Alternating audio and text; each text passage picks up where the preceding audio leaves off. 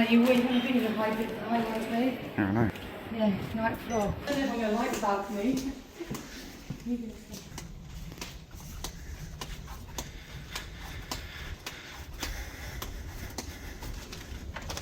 There we are, darling.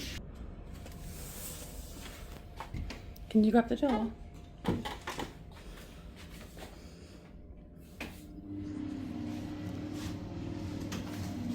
Oh, that's a good sized shower in there as well. Toilet, towels.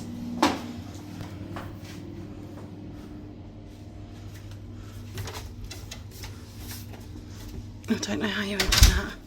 Is that even something that opens? No. Cupboards.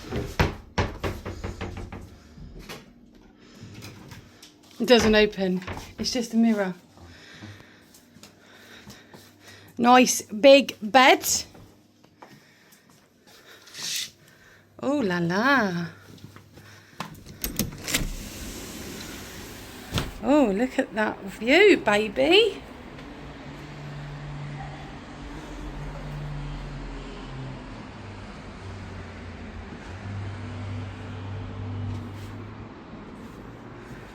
There we go. So this cost £200 altogether. £200 for 2 nights.